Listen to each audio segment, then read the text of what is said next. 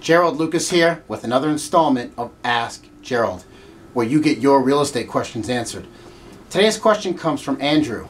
Andrew writes from Watertown, Massachusetts.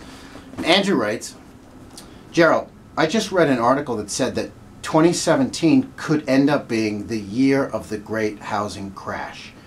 What do you think? Well, Andrew, in general, real estate is an illiquid asset. It's an illiquid investment.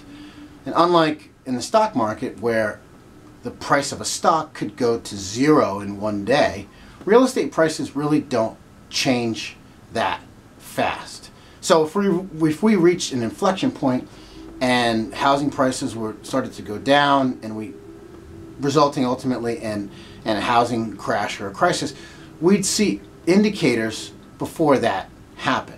One of which would be a lot of unsold houses on the market. So that when there's a lot of houses that are unsold on the market, sellers normally will then lower their asking price. When one seller lowers their asking price, normally other sellers will lower theirs too in order to compete. So, I'm always reluctant to make a prediction because I can't unfortunately predict the future. However, I really don't think that we're headed for a housing crash in 2017. And even if we were, we'd see a lot of unsold houses on the market before that were to happen anyway.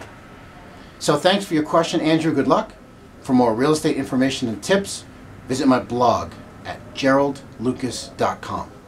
I'm Gerald Lucas, and I'll see you again soon.